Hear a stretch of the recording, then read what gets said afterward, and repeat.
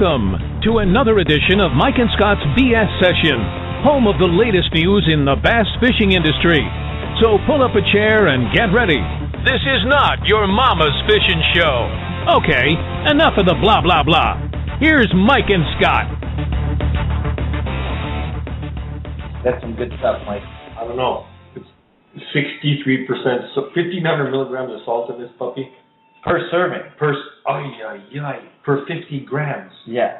Of pickled herring. Pickled herring. Well, it's basically salt. It's right? salt and stuck on a salt cube. Yeah, and have a piece of fish with it. Yeah. Hey, what's up? What's happening? Oh, crazy week. Yeah. Good week because now I'm done for I can't believe you're on vacation. You can come over to my house. Yeah. And announce that you're on vacation like that? And just rub it in your face. Really not cool. Well, I mean, I'm not rubbing it in. It's upsetting. I'm just letting you know that I am a free man for the next 4 weeks. So where are you going fishing? Where are you taking me? The easier question would be, where are we not going fishing? I see. I think that would be a shorter conversation. Yeah. And you're both coming in this weekend? We're coming in this weekend, yeah. So we have to have a boat initiation party. Well, we'll have that for sure next week. Yeah. So like, there's a whole bunch of good stuff going on the pipe. And lots of tournaments left, right, and center. I mean, you can tell now that bass season started. Yes, it is. It's in full swing, and everybody's on the water. Water's getting bombarded. It is. The fish have the big boats are coming out. The bass boats are out. Sore lips. Yeah. Fish with headaches. Crazy. Even good buddy, Big Jim McLaughlin's on the water, stinging walleyes all over the place like the crazy fool that he is. I see. He's a madman. Yeah. Big Jim's a madman, but in a good sense. And congratulations to Jim and his wife. His wife finished up her chemo treatments, I believe, last week. Yeah, Big Jim's wife. Okay. Yeah. I believe it was last week was the final treatment. So now it's just a question of sitting back, letting things settle down, and getting some results. And so hopefully everything will turn out well there for him. So good luck to him and to you and the wife. Tidbits for this week, my friends. I have a special. Let me hear them. So every second night I go running. Right. Yeah, you're a jogger now. We're a jogger. Do you jog heel to toe or off your toes? No, sort of in between. Okay, you're working your way to the toe. I'm almost at the toe. I'm sort of at the ball of your foot. Right. In front of the toe. Just like a slight roll. Yeah, slight roll. Apparently, it's better if you run on the tips of on the balls of your feet. Yeah, the ball of your feet. That's where you're supposed to be, right? To absorb all this punishment, and believe me, there's punishment. So last night. Did you get chased by like a stray dog? Well, here's what happened. I get home. I'm watching the hockey game, right? And the first period is done. I think the first period or second period is done. Anyway, it was a good game. Anybody watch hockey game last night? Chicago Boston. Yeah, really good game. Really good game. And I decide, hey, I'm gonna go run. So it's dark out. There's nobody out, right? And I usually just, get the pair of shorts and t-shirt, go and throw on my shoes. Here we go. Do you carry pepper spray just in case? No. I just run fast. Just run fast. Run fast. Well, that's a good way to go. It's a good defense too. Yeah. You just run faster than the bear. Yeah, exactly. Or be running with somebody who's not as fast as you. Exactly. That's you get away from the bear. One step ahead. That's it. So so I come through the park. I get this trail I usually go on. I come through the park and I come by this cedar hedge, and I see this cat in the cedar hedge. Right. Yeah. I get about 5 feet from the cat. It's not a cat. Oh. It's a striped cat. A striped cat? Yeah. With a big stripe down its back. Get out of town. Oh, I tried to get out of town. A bobcat? No, a skunk. Ooh. Yeah. So I see the skunk, and the skunk sees me. And it's like a Clint Eastwood movie. Not a good stripe. It's a showdown. Yeah. I'm not moving. So did you had to stop? I had to stop dead. Like you blocked your trail. Yeah. Like I had to go between the skunk. Those alleyways or those laneways that go between parks. Yeah. So there's hedges on each side, right? Right. And the skunk is standing face to face. Face to face. Showdown. Well, it's face to that end. To the business wrong end. The business the end. wrong end. Yeah, I'm face to face with the business end of this skunk, right? So I say, hey, just start walking backwards. I'm out of here. Yeah. Guess what's behind me now? Oh, another skunk. Come on. There's you gotta two. Be kidding. No, I'm not. There's two. They were about to do a standoff. I got stuck in the middle. I had run by one and I didn't know. Right. So he come out of the hedge, and the other one was already in front of me. So here I am standing between the two of them, facing the business ends of both. So did you jump through the hedge? I went through the hedge. Get out. I went right through the hedge. I went through the hedge only to find out there was a fence on the other side of the hedge. So my penetration of the hedge was abruptly, it was abruptly interrupted until I hit the fence of the guy's yard. Then I said, okay, I can't go any further there. Obviously. And then I'm looking back to see if the business ends are coming after me. Right. And I didn't see them again, but I wasn't taking any chances. I just climbed the fence and got You climbed the fence? Oh yeah, well yeah. What do you think? You're 12. No, I was like 5. I never climbed a fence so fast in my life. Holy mackerel. Yeah, and they were big. They were the size of bears, these skunks. They were like badgers. You're lucky you didn't get sprayed because... Oh, lucky. The show would have been postponed. Yeah. You'd have been doing it. Or you would have been doing it. You would have been doing it by myself. Yeah. I would have been like calling in as a guest. Exactly. You probably would have smelled it. And you wouldn't have been calling in from home either. No. I'd have been like from remote. Remote location. Yeah, remote island where I would have been sent to. But when I thought I was out of it, when I turned around to sort of step back, because I don't know if you've ever seen these things spray. Well, yeah. They go far. Oh yeah, you can't be within anywhere. Yeah, like it'll hit you. Yeah. Like you think you're far away. It's better than pepper spray. Oh yeah. It'll go like 10 feet, 15 feet. Eh? Yeah, it's crazy. It's terrible. And it comes out like a hose. Well, I've never seen it that close. I have seen it physically happen. And it goes out like a hose, not a hose, but you know what I'm saying? Yeah. It's a thick stream that comes flying out of there. Right. And so usually, that's nasty. Oh, it's nasty. Ooh. It is so pungent. The creation of the skunk. I have no idea why they're on this planet. Yeah. Like they serve no purpose to me, other than digging up your lawn, right? And eating the white worms. The white worms. Yeah. So that was it was pretty funny. I got home. But at least you didn't get skunked. No, well that's it. I didn't get skunked. You don't want to get skunked when you go fishing or jogging. Right. So they got the best. I'm sure if you were sort of sitting around the garage in Skunkville, they were probably laughing about the guy that ran by. The guy that ran into a fence. Into a fence through a hedge. And then climbed the hedge. Oh, that would have been too funny. To get out of the way. So, yeah. I laughed about it later, only because I was allowed back in the house. Right. Had I not been allowed back in the house, much longer. And you would have had to burn your clothes. Dig a hole. Oh, she probably burnt me. Just set me on fire. Yeah. Clothes and all. Sterilize you. Yeah, so that was, so the skunks are out and about at night, so be careful where you're going, or you're going to get it. The other thing I want to talk about is the new toy.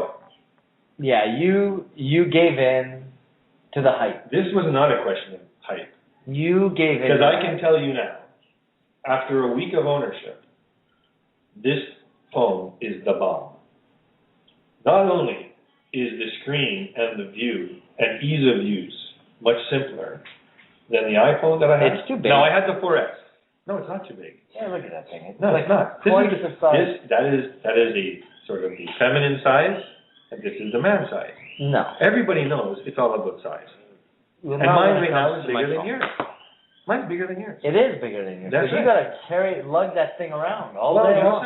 I'm proud to have a big one. Yeah. I'd have to lug it around every day. You wish you could lug a big one around every day. I'm lugging the big one around. Am I not? I hear you. You're holding it in your hand right now. I got it in my hand. Well, both hands. Yeah, right. Both hands, right?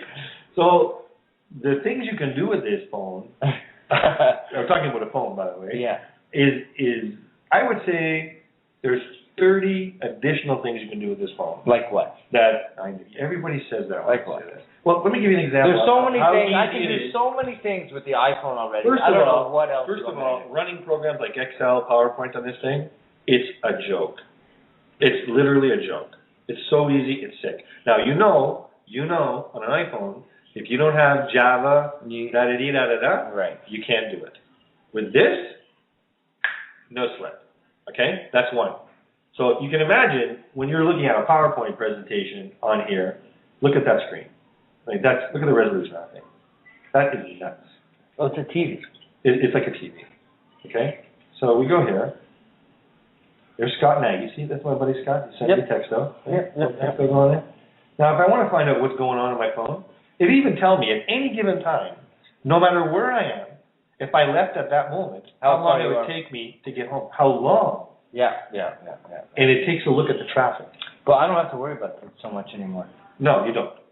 It also, here's a whole list of features I can activate or deactivate on my phone at any given moment. with a touch of the finger. I see. Right? Pretty impressive. You got to admit. Compared to the iPhone, where you have to go through all the settings. This is cool. Also, as you can see here, it's called Smart Scroll, Smart Stay. Smart Scroll, you can have your phone in its holder in the truck. Someone sends you a text. It will read you the text. And if the text is really long, with just your eyeball, it will scroll up and down depending on which way you want to go. With your retina. With your retina. Come on. No. I got to see that. It really does. Okay? I'll show you how it works. Also, that looks like a technology that could be slightly flawed to me. Why? Why, you don't have an a eyeball? lot of feet. No, come on. It's going to follow your eye? It does. Maybe your head movement. No, your eye movement. Okay, I'll show you it. All right, I'm pessimistic. Then there's also the air gesture, where you can answer the phone, yeah. Or you can magnify it just by putting your finger over the top. Yeah, that I've very convenient, I must say. All right, so, and then there's GPS location, Wi-Fi, Bluetooth, multi-windows. You can work on several windows at the same time. You can't do that on my phone. No. Right? We also have mobile data, blocking mode, power saving mode, air view, NFC, S-beam. There's like a million, as you can see. Oh, and here comes a call. Yeah. And I think this is one of those, watch, we're going to answer this. This is one of these, you won a prize. Let's see. Let's answer it. Congratulations. What did I tell you? Free cruise to the Bahamas. You heard correctly. What a crap. You heard correctly. Yeah, you're going to the Bahamas. You're going to the Bahamas. No, you're not. So these are the prank calls that are coming over cell phones lately. We just wanted to share those with you. They're coming over all the time. Does that mean my phone's going to ring shortly? Probably, because you want a trip too. Yeah, of course. We're going. We're going snook fishing in the Bahamas. Yeah, right. So this phone is just redonkulous. It's just redonkulous. But how long before you get bored with all those features? Well, no, that's the thing. I wouldn't have changed for features that I wasn't going to use, because that's stupid, right? If you can have, it's like buying a whole bunch of options on a truck and not using them, right? Right. So I made sure that all of the features were things I would use, like the ease of use with Excel and PowerPoint. That I would use for sure, because I have my work send me documents here, and I can read them very easily on this thing. Or manage the show, guests coming on the show, the Excel spreadsheet that we have for guests, easily to manage on this, no sweat. On my iPhone, I couldn't do it. Right. Very difficult. So, and it has an app store, as you can see here. It's called Play. Google Play, that has every app, every movie. You can even stream movies, books, games, magazines, all through here. I see it. Yeah, very high. I see. Okay, well, good. Okay, so just to let you know that we've gone to the dark side for this version. We will see. I mean, in the future, will see, yeah. I haven't depending on what they come out with. This is also LTE, by the way, just like yours. Well, yeah, all the new phones should be LTE. All right, and it also, the other thing about this is that I was looking at the proposed new features of the new iPhone coming out in the fall. With the projector. And all that crap. And apparently, it looks just like one of these. It's bigger. They made the screen bigger. I see. Yeah. So you're going to know about this in the fall. Probably. There you go. So yeah. Wait. So yeah. Well, I had to renew, and I said, you know something? Try something different. You don't get ahead in life without taking chances, right? No. So I took a chance.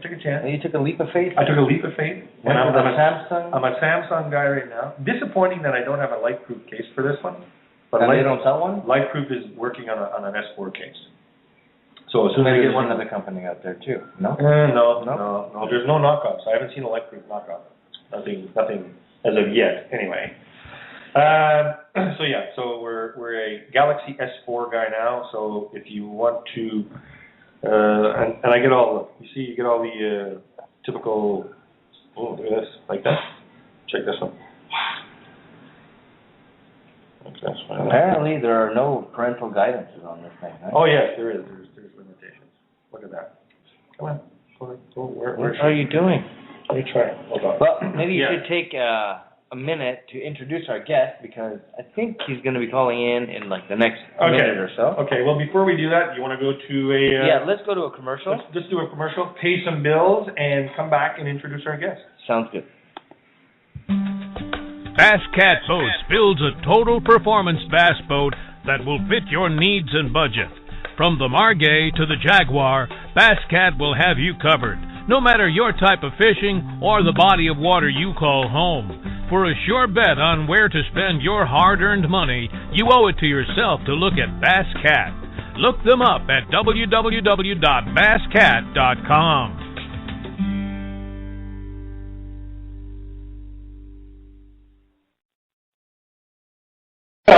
Our guest this week is, I'd say, this guy's the bomb, right? He's the bomb. This is the guy everyone's wanting to speak with. And I'm not talking about KVD, I'm not talking about Iconelli, I'm talking about dishes. This is the guy everyone wants to speak with. He loves Clear Lake and Falcon Lake, and his favorite style of fishing is topwater and shallow cranking. And when he's not fishing, he's skiing, and once actually made the comment that the only reason he chose fishing is because he thought he could make more money in fishing.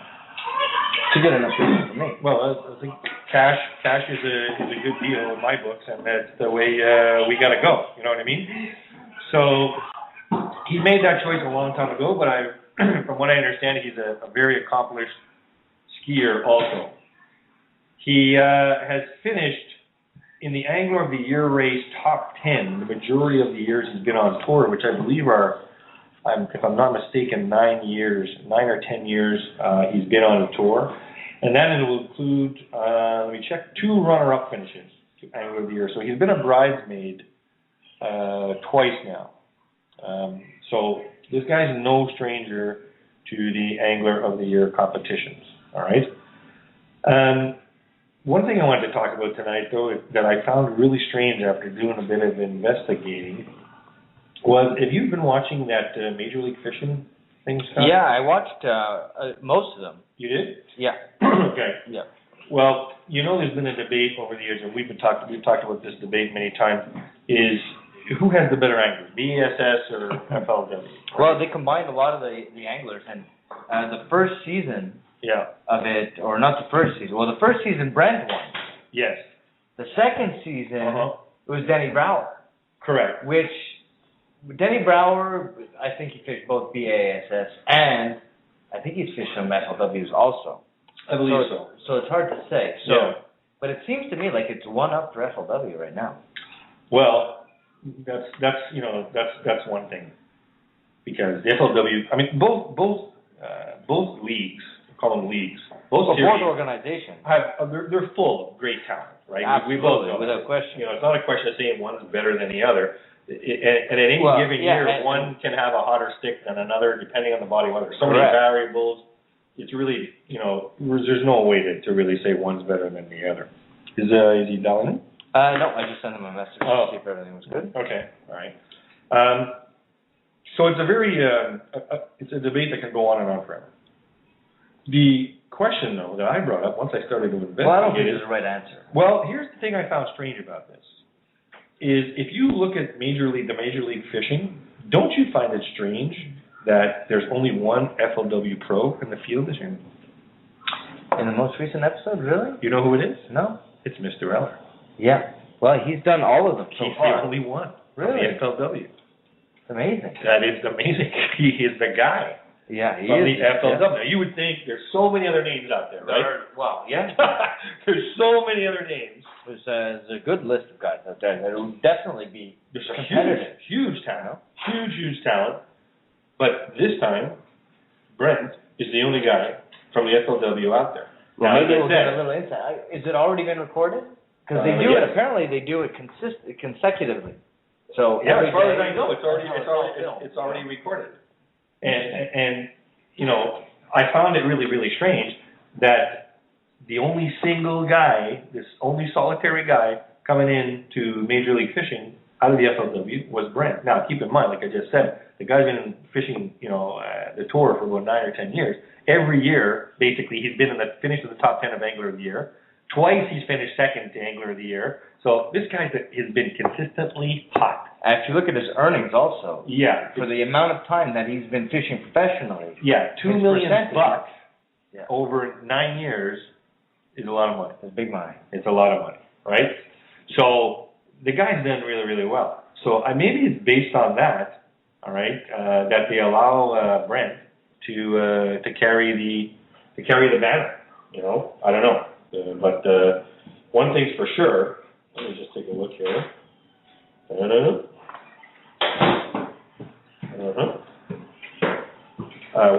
sure is that the guy knows how to fish. There's no doubt. And I'm going to look here.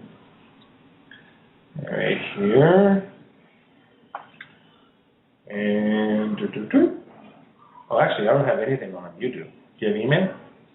Oh, his email, yeah, sure. Yeah. Did he send you his number, actually? Yeah, I have his number right here. Give him a dial. I'll give him a shot. But one of the other things we could start our topic on, and we're going to touch a little bit on this when we talked about it also, is preparation for tournaments. You know, season started, and well, yeah, the tournament season has started now, and the question is on everybody's mind now. We've talked about this in a couple of seasons in a row of how important it is to prepare a proper preparation for pre-tournament, etc. To be ready for to be ready for whatever faces you and all the different variables that can happen on tournament day. You do your pre-fish, it's all sunny, and you show up for tournament day and it's all rainy. How do you break apart water? All of these important things that we've discussed before. What are the steps? There are multiple steps to a pre-fish. And we touched upon it a little bit last year, but it's been a full year since we've actually talked about it. So some of the things that, that are important, especially going into a practice, is can you consistently recreate a pattern, day after day? Well, that's what's called a pattern, right? Right. If you can recreate it, you got a pattern. If you can't, but the only way you can assure yourself that you're going to recreate it is if you can match all those conditions. Was it overcast? Was it sunny?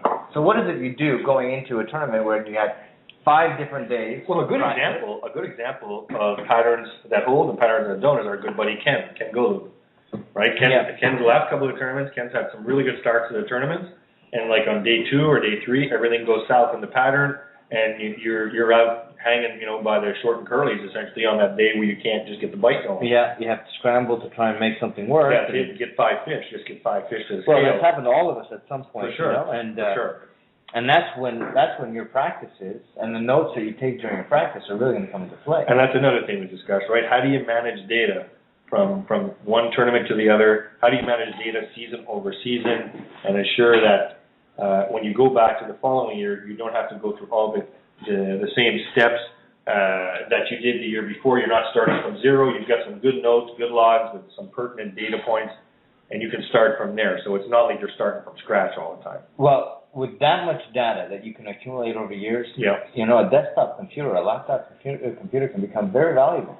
Especially a laptop or an iPad. You bring it onto the boat while you're on the boat, and you take the notes when you're there. I personally grab a notepad. I'm not bringing any electronics on the boat, other than my phone. Right. And now there's an app for it. All you got to do is talk to your phone, and you can take down essentially all the notes. There's an app for it? What's the app? Do you know the app? It's called a mic. You just, mini recorder, Hit recorder.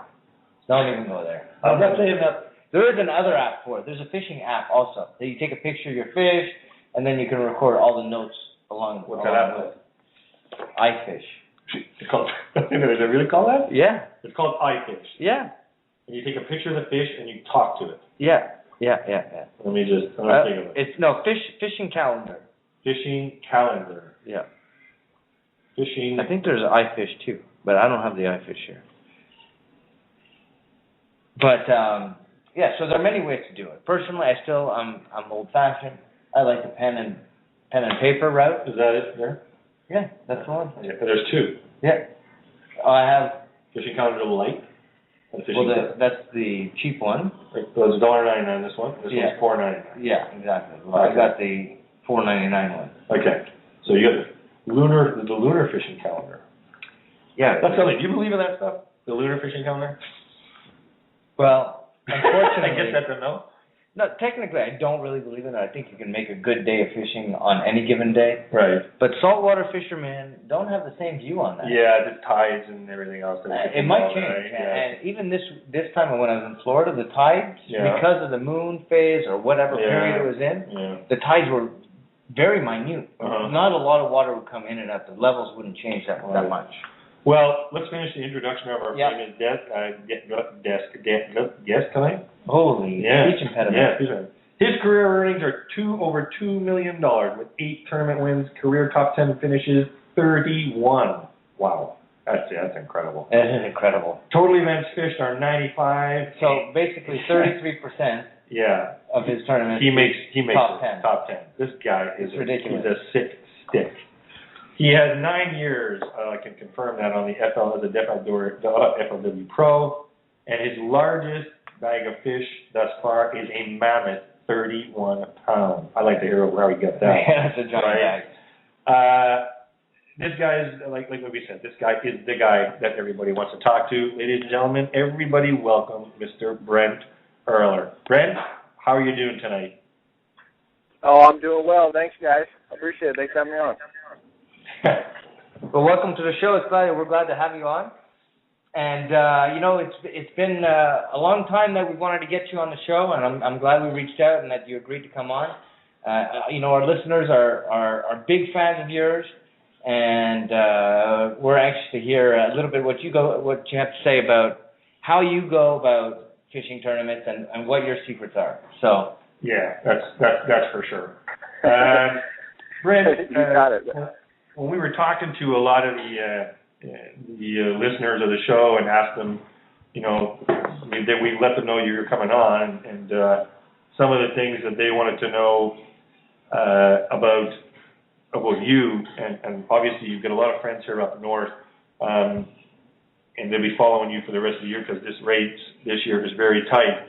What they wanted to know, you've been very consistent in finishing in the top 10 over your career, but what have you done differently this year? It seems like you just got some mojo going. I don't know what it is, but you're just up there now, and like you're part of the fight. Like, what are you doing different this year?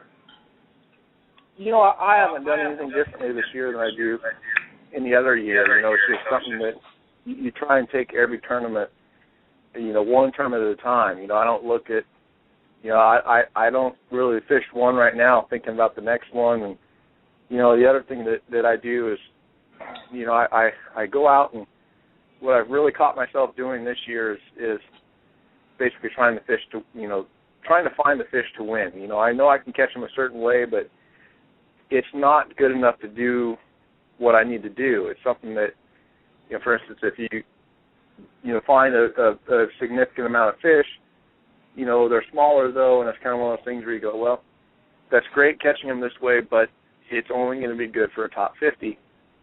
I have to try and, push it. I have to try and expand on it to get into that top 10, and it doesn't always work, and it hasn't this year. I had 2 good tournaments so far, and then just 3 average ones, so it hasn't really panned out all year long. Maybe I need to go back to just trying to catch the fish to cash a check. But it's all in all, I haven't done much differently other than I have in the last 2 or 3 tournaments. I've felt like in order to win, I have to do something different than what I was doing, and I was constantly in search of that. What I felt like was the way to win. So when you approach these tournaments, you're traveling really all across the country, and it doesn't really give you that much time to focus on practicing. So, I mean, how many days or how much time do you devote to practicing, and what's your system? Do you have a system, when you approach a new body of water or a lake that you've only fished, a couple times?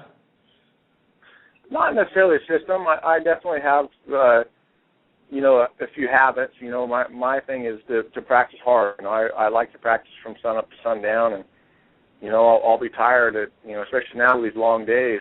In the summertime, you can literally practice for 15 hours in a day, and it's not one of those things where I get to 4 or 5 o'clock in the afternoon and go, I'm tired, I'm going to stop now. It's, I get tired and go, well, you know what? Now if it's 5 o'clock, I still have 3 hours of daylight to try and find something. So, it's something that I just work hard at it. And I don't have an exact process that I go through once I get on the water.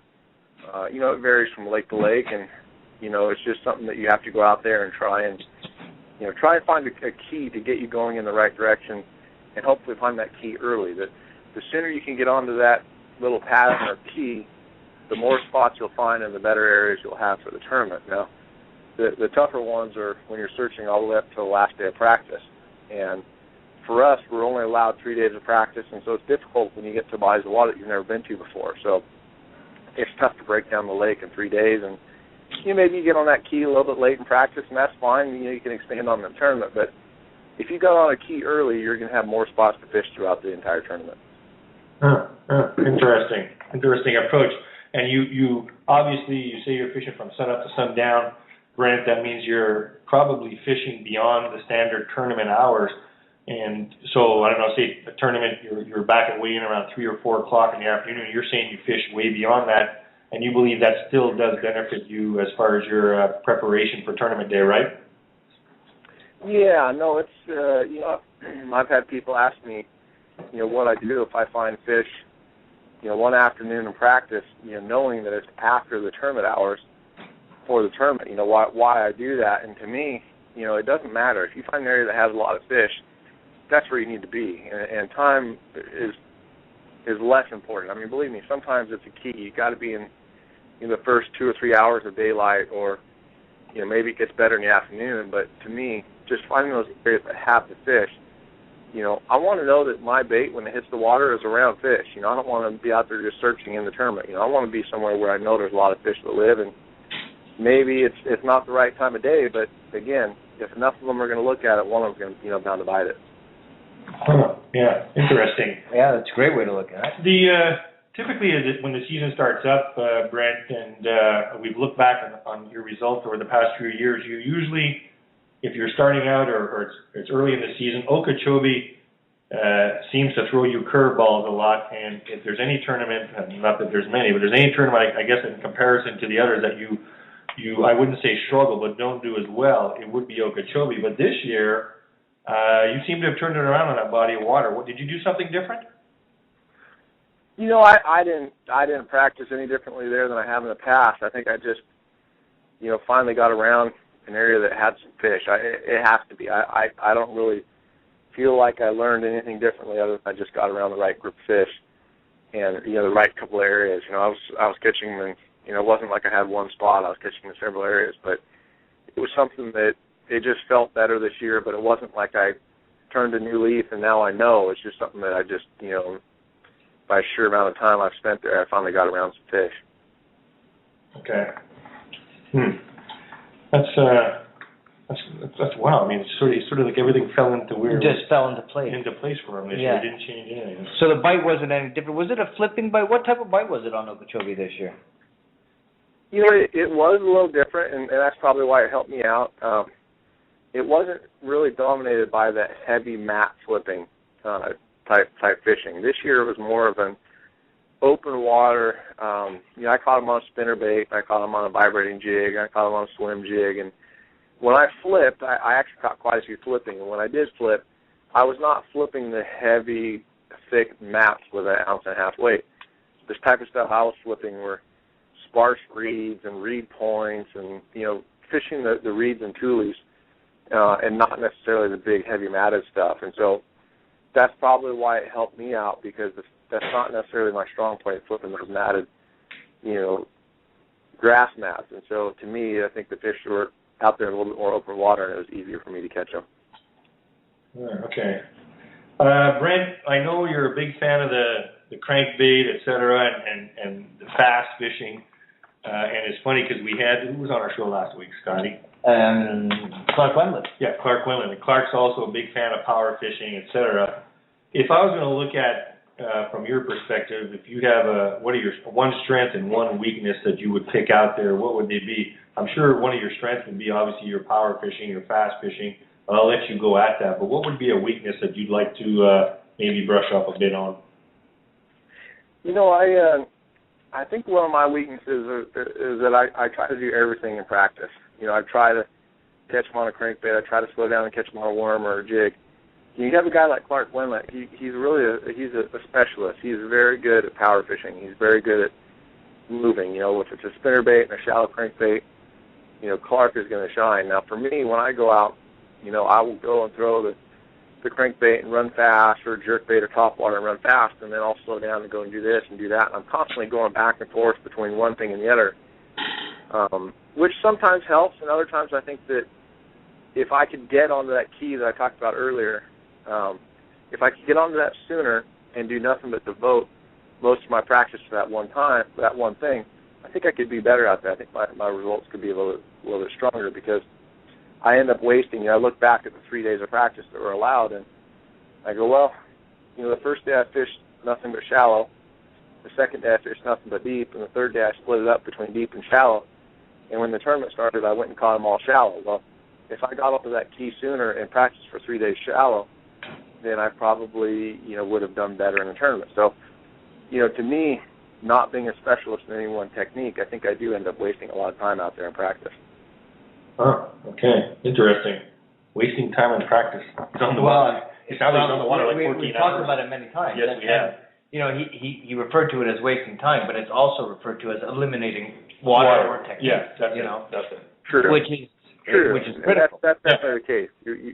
You are definitely eliminating water, but at the same time, it's tough that if I got going in one technique, then I could have way more areas to fish. But it goes back to hindsight. Hindsight is always better. You get done with the tournament and it didn't pan out deep, and you only caught them shallow, and you go, man, if I just fished nothing but shallow all practice, I could have done a lot better. But again, you get to that hindsight and would have, should have, could have type of thing that you can't ever control. Yeah, well, that's something that every angler goes through at the end of some tournaments, but that's part of the nature of the game. And listen, a lot of anglers have certain tournament rituals and superstitions, and a lot of guys believe it's luck related or this and that. Is there anything? Do you have any particular rituals, superstitions? No bananas. No bananas in the boat. Is there something that you can't live without? No, I don't have any rituals or superstitions. To me, my rituals are habits. I get up, coffee and breakfast and get on the water early. To me, it's a habit, but not necessarily a ritual of doing something weird and this sock and that sock, or don't put this in the boat. To me, that's it doesn't matter. Believe me, it's all about out there and put your time in, and you're going to catch them or you're not going to catch them. Right. So your confidence doesn't get broken by little things like if we were to put a banana under the driver's seat, right? Or something like that, right? No, I don't care about that stuff. I used to eat a lot of bananas in the boat anyway, so to me, it's not a big deal. Okay, so I gotta call Lake and Ellie. He asked me to put a banana in the boat. So that being said, superstition is one thing, but do you believe that luck is a factor in your overall performance? Yeah, do you think is it a big deal? Is it a big deal, Brent, or do you believe that it's very marginal? Right time, right place. I think that luck can play a little bit of a role. The thing I like about multi-day tournaments is that you take luck out of the picture. It's tough to get lucky 4 days in a row. And if a guy gets lucky 4 days in a row, it's not luck. It's something that he figured out that was the key to getting him in the right direction. To me, luck plays a role on a single day, and you see it by a guy that catches 20 or 25 pounds one day, and he has 8 pounds the next day. Typically he probably got lucky on that first day. Or it could mean that he found the right places, but there just were not enough fish there, and he wasn't able to duplicate it 2 days in a row. But, it's a 4-day tournament. If you make that top 10, you're fishing for 4 days, and it's difficult to be lucky 4 days. Yeah, that's a good point. A 1-day tournament or a team tournament, right? One guy can have a hot stick and you can get lucky. Yeah. We see it here, right? You see it all the time in 1-day tournament. The guy gets one big fish and it changes the whole course of the game. Changes the whole game. When you're a 3 or 4 day event, like Brent was saying, it's you might have one lucky day, but if you don't have 2 or 3 in a row, you're not going to be there on Sunday, right? So that's a really good point. Now, having been on the tour for the last 9 or 10 years, Brent, you've seen a lot of new things come into the game, whether it's equipment-based, whether it's rulings, etc. Where do you see the sport growing, or how do you see the sport changing over the next 5 years from your perspective, being a guy who's on the tour and has been there for quite a few years now? There's always some new bait or lure that's the craze, and, we never know what it's going to be next. And, it was the chatterbait some years ago, and then the umbrella rig 2 years ago, and there's always some new thing that comes out, bait-wise. Now, the one thing that I really feel like we're going to see more of is improved technology in electronics. With Humminbird right now, I know that they've been hush-hush. I haven't seen stuff, but it sounds like some newer things are coming out next year. along those lines. And the biggest advancement in technology that I see are, electronics. I think that that's where we're going to see some crazy stuff coming out in the near future about, whether it's GPS, mapping, or whether it's the actual sonar part, or now Humbird has that 360, which is something brand new, and we're only going to see improvements and advancements in that, and everything else, Mercury and Ranger, they're coming out with new products every year and better products, and it's just something that these companies continue to strive to have the best out there, and because of that, we're going to see newer and better equipment in the future. Right. You touched on a controversial subject when you were mentioning those different items there, Brent, and that's the umbrella rig. What are your thoughts on the umbrella rig, and do you actually throw one yourself? I do throw it a little bit, and I throw one made by Picasso that I really like, and they call it the bait ball. It has blades on it. I think it's a great technique. It's something that it catches a lot of fish, and there's only one downfall to it that I don't like, and that's that I think that I've gotten beat past by a guy that has no clue what's going on and goes out there and will throw it and have that, big 1 or 2 bites in a day, that he has nothing else going on, and he tells himself, all I'm going to do is throw the umbrella rig, and I can go out there and I'm either going to hero or zero. Well, I get beat every once in a while by those guys because they go out and they catch them really strong one day and they have just an average day the next day, but they beat me because I didn't pick it up and throw it all day long. I've done other things and I'll throw it into the mix, but it's not something that I had the confidence to throw it all day long. And so for that reason, I think I've been beat in the past, and that's why I don't like it. But at the same time, it's a very effective way to catch them, and it's something that if it's allowed in the future, I will continue to throw it, and I'll probably start throwing it even more. Okay. Do you think there'll ever be a ruling by FLW to ban it as Bassmaster did? Bassmaster did, yeah. I think there's a possibility. If I'm not mistaken, the TAA stopped the use of it, I think. If they didn't stop it, I know they're talking about it. So it's still up for discussion. And, I don't know what FLW is going to do, and I don't know if they are discussing it seriously or not. But, it's something that, who knows, we may see that it could be banned here in the future. Yeah, I guess that's not for us to decide. It's for the greater powers, but we know, as you know, the Bassmaster outlawed it, and there's always discussion about, ethical, and you've got the tree huggers involved, and everybody's involved in whether we should throw this thing or not, so they will eventually come to a decision. Yeah. We know it's Friday night, or Thursday night, actually, Brent, that we're recording the show here tonight, and that you're a very busy man who's in very high demand. And what we'd like to do before we let you go is give you the opportunity to highlight any of your sponsors or any special people in your life, and give it a little shout out there. You got it. Thank you. I appreciate it. And for me, I always say this, and for those of you that have heard me say this, I apologize, but to be great, you have to surround yourself with greatness.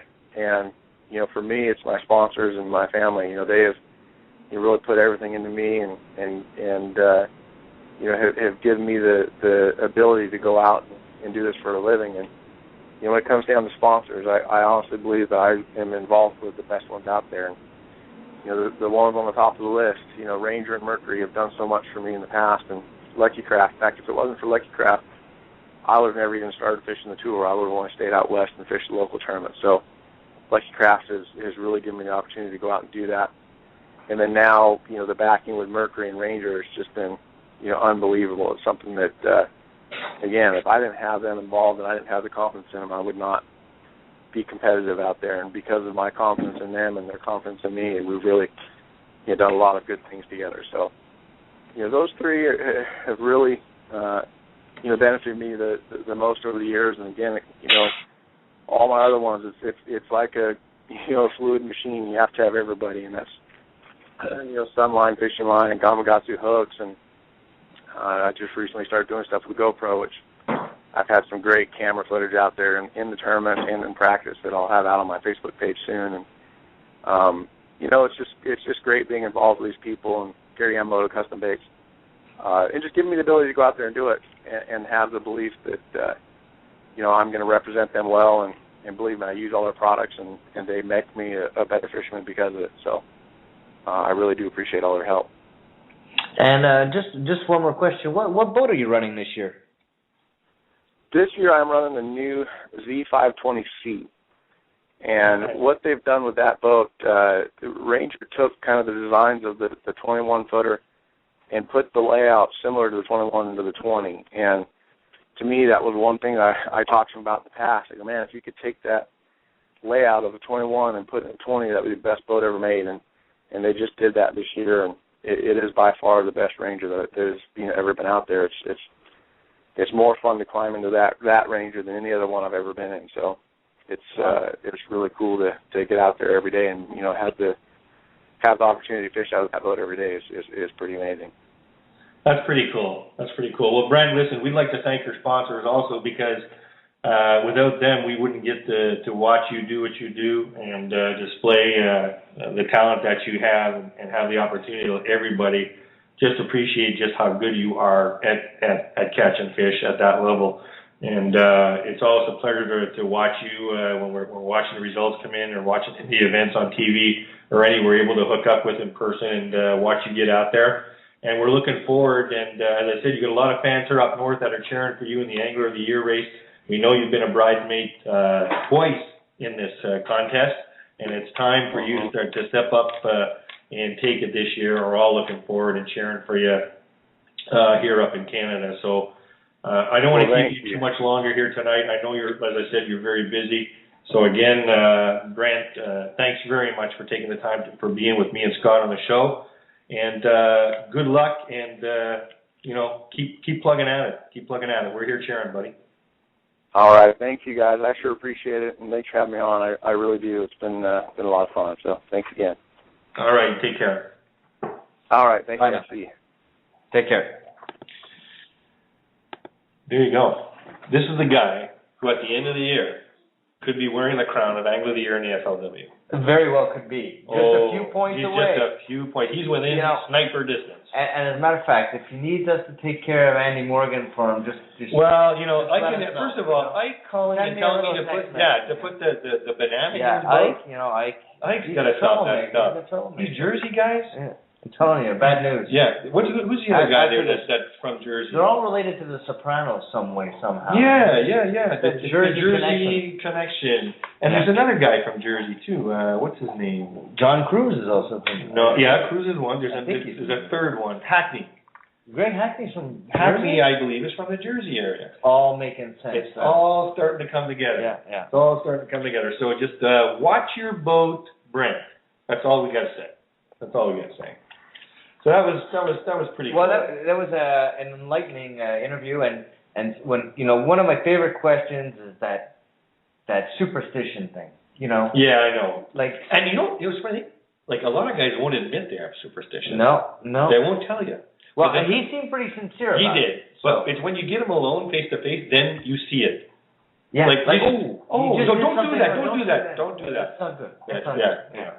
So you see some. But those are barriers that you can create, and they're almost as if they're crutches. You fall back down. Oh, it's because of this or it's because of that. No, for sure. But when you can put those beliefs aside and really just focus on what's at hand, the actual fishing, then it really comes down to not luck, but to finding hard work, right? It's hard work and staying focused, and everybody knows how difficult it is, especially during pre-fish. Yeah. If you're in crappy weather, the wind's going left, the rain's going right, there's no fish biting, you still got to stay focused and find those fish. And it is tough. It's mentally tough. And physically draining. That's right. Now think about this.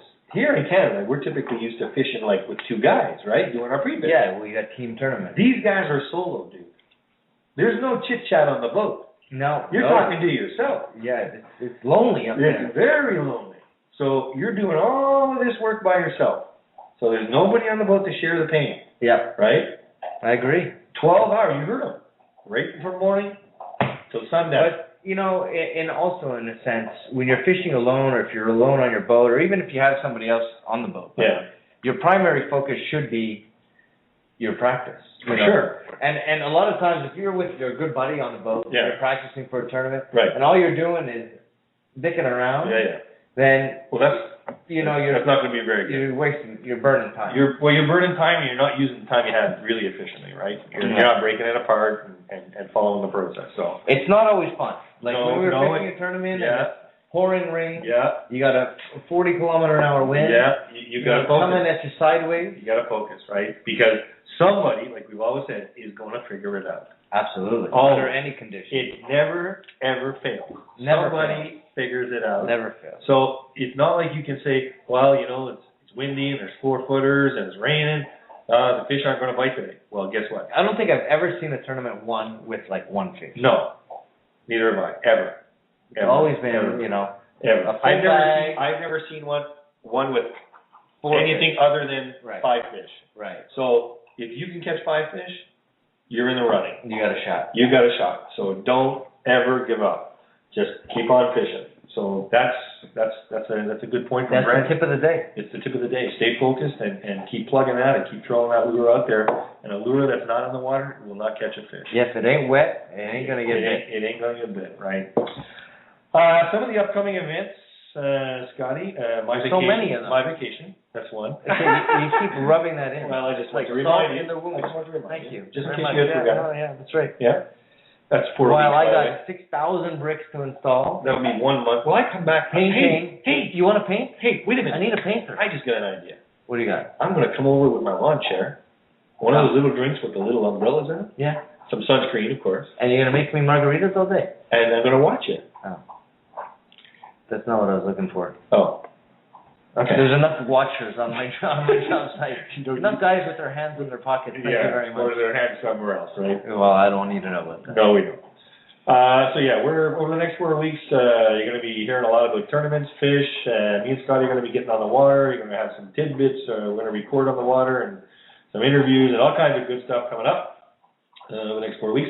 July 14th, Lake St. Louis, Fishing Canada's. Usually this is the craziest event of the year, other than the Rumble. There's a whole bunch of teams already signed up. I think there's over 30 teams already signed up for this thing. It's going off the register. And I'm not sure if Max put a limit on this year's tournament, but if you're going to this one, 35 team limit. it's get in there. That's the point. Get in there, sign up. You can go sign up at www.fishingcanada.net. And also, another one that's already in the books, the Econobass Kickoff went down on the Richelieu. I forgot. Last week? Yeah, I forgot who won, but somebody won. the guy who bought my boat. He won? Yeah, Philippe Lefebvre. Are you serious? No, he didn't win. Oh. He came in second place by ounce. Oh, dude. Yeah. Well to go. Yeah, Who's his partner? This kid, Alexi, I don't know his last name. He works at Sale. Okay, good. Good for him. Good for him. Yeah, no, they did really, really well. Excellent. Good stuff. And another notch in the Bass Cat console. Another notch in the Bass Cat console. Very well done. And the Econobass Kickoff is in the books down at the Richelieu River. Following the Econobass opener was the Pro Bass opener, which I fished. Which you participated in. With the guy who bought my boat. With the guy who bought your boat. It was coming out the hot stick on the Richelieu River, and you guys finished, I believe, 6th or 7th place. No. Oh, okay, I tried. No. Yeah, you tried. Okay. Where'd you finish? 14th place. 14th place. Out of how many boats? Not that many boats. 15 boats? No. 14 boats. 14 boats. 20 boats. Well, see, I was nice. I said 15. I think there were 25 teams. Boy, is it just me or the field getting smaller and smaller? That field is very small. Yeah. It was a terrible day on the water. Well, you had lousy weather. Yeah, well, that's what I'm saying. Yeah. The fishing got good in the afternoon for me. I figured out the bite at the end of the day. Yeah, that's you told me. But the weights were very tight, too. I mean, from first place, everybody got their 5 fish, which was nice to see. It was good, yeah. And from first place to last place, I think there was only a 7 pound spread, but, between top to bottom. Between top to bottom. That's not a lot. No, that's not a lot. And everybody had their 5 fish. Like, I came in 14th, and I had 13.5 pounds. Okay. And first place was 16 something. Okay. Well, that's not too bad. No. You were a couple of. Well, everybody was in the mix. Is what I'm saying. Yeah. Did you pay anything in that position or no? No. Okay, it's Pro Bass Cat. No. First, second, third, or something. Does third pay anything in Pro Bass Cat? I don't know. Okay. Shout out tonight to all of my big family up at Evinrude. I was speaking to Jill and Cynthia this week, and it's always a great time talking to them. You know, they make you feel warm and fuzzy, the Evinrude family. They really do. And so I won't go into the story that Jill and I were talking about. Why not? I need to. No, we're not gonna. It was some show. Did you know that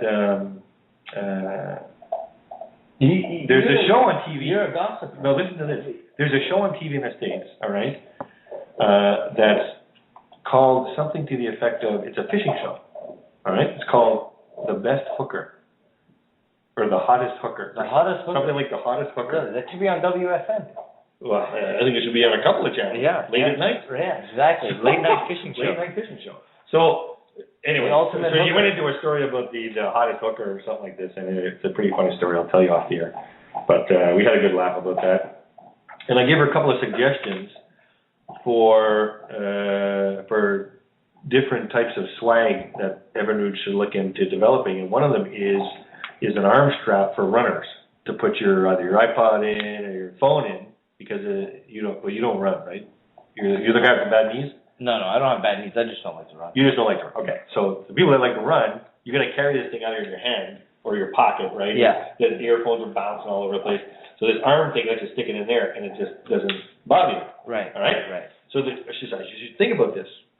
Putting one with an Evinrude thing on. Right. So she's going to look into that. I see. Can you think of anything else? What about, you know what I'm thinking? Jiu-jitsu helmet with Evinrude. Yeah, jiu-jitsu ear covers. Yeah. Yeah, that would be good. Huh? I just want a headband. Like an old school 80s headband. That's what I want. You're going to look like Olivia Newton-John. Come on. Really? That's nasty. Ooh. You look like John Travolta. Grow a mullet and wear a headband. Yeah. The mullet, eh? Party in the front, business in the back. Yeah, I'm telling you. That's not as bad as the rat tail. No, it's not as bad as the rat tail. We're not going there. No. No rat tails. Did you have a rat tail? No. Because you're from that generation. No, right? I'm from not even the mullet. Not even the mullet. No, we're from the afros. Guys had afros. 70s. Yeah, 70s. It was afros going and bell bottoms. Goldfish in your shoes. Yeah, you were eating the goldfish. You eat the goldfish. Yeah, we would eat them live. Okay. So fresh. We invented sushi. Oh, right. Okay. We invented sushi. So definite shout out to Jill and Cynthia and Pierre and everybody else at the Evinrude family and our good buddy Claude Castalgay, who you were talking to today. Yeah, and you were talking to first, apparently. That's right. I got in front of the line. I see that. And so we'll be down to see Claude probably next week. I'll definitely be there next week. There you go. And who else? Ed up at Paddletail is still telling all the same stories that he's been telling for the last 10 years. But we listen to him anyway because Ed's a good guy. And Sandy puts up with him. And they're going to raise a statue for Sandy. They are? Yeah, they should. Saint Sandy. Yeah. Just for listening to Ed's fishing stories. The same story. Yeah, all these years. We hope your daughter had a great time in the city of Montreal, and we're looking for you to come up and visit, and we'll take you out to show you the town. Right, Scotty? Take her out on town. We'll take her out on town. You'll get to see Montreal. So ask your daughter what it's like, and come on up and visit Montreal. Wayne and the boys up at Bennett's Bait and Tackle. They're probably having a great time right now. So those people heading out that way for a vacation and cottage season, drop in and see the boys at Bennett. Yep. Scott, over at Ziegler Shoes, right? Yeah, I wore my Ziegler's this weekend. It's crazy. It was great. They're crazy shoes. You gotta get perfect. Get yourself super comfortable. Get yourself some Zicos. All day on the boat. It's nice padding. Gary over at Fishing Tech, who I was told by Pat is sneaking out these days to go fishing.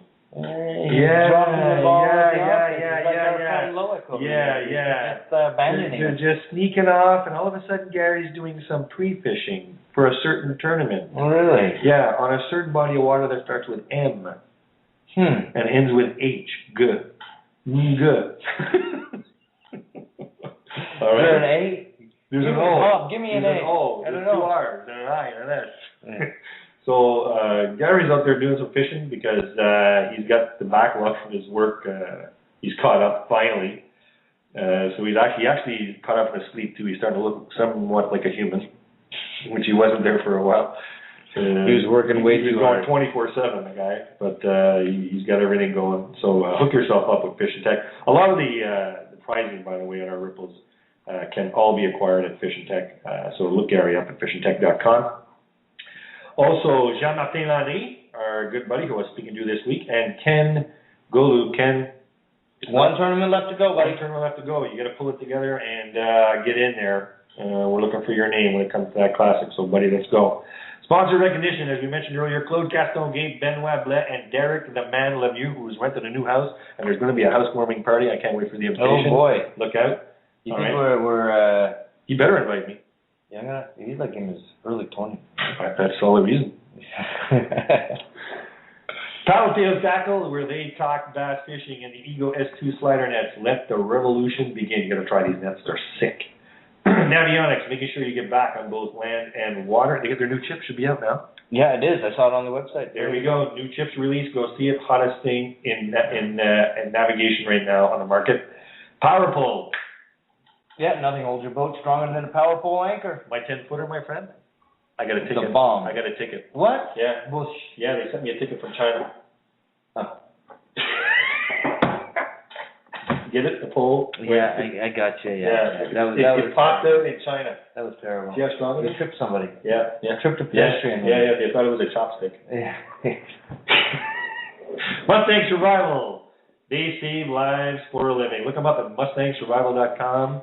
And our podcast is available at on iTunes in the podcast section of Blog Talk Radio for your laptop or desktop, fishingcanada.net, and the WRVO Radio Network. Located at www.renoviolaoutdoors.com and Spreaker.com. Look for the Fishing Canada Radio. They also have a mobile app called Spreaker, I guess. Is that what it's called? You have that it? Was genius. I don't even think I have it. That was so scripted. Really, it's terribly scripted, but do they have it? Yeah, it's a Spreaker app. It's called Spreaker? Yeah. I don't think I have it. Yeah, you do have it. Oh, not on your new phone. Not on a new phone. You got to put it on your new phone. I got to do a search for Spreaker. That's how you listen to all the latest episodes of the show. I know. I guess I hear you. All right. Well, Scott's mom just walked into the kitchen, and she's swinging him up. She's going to hit Scott if he doesn't get out of the way because she's on fire. She's on fire right now, and she's looking at Bear. I think she's going to swing at Bear. So on that note, Bear's outside. She's glad he's outside. On that note, buddy. Thanks for listening. This one's a wrap. Let's punch the ticket. Tight lines. Get on the water. Bent poles. Big green fish, and we'll be talking to you soon. Sounds good. Ciao.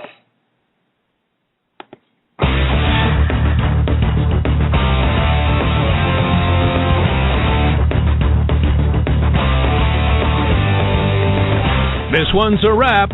We hope you enjoyed the show. You can subscribe on iTunes, the WRVO Network, Spreaker.com, www.blogtalkradio.com, and www.fishin-canada.net. See you next time for another BS session. Next time for another BS session. Next time for another BS session.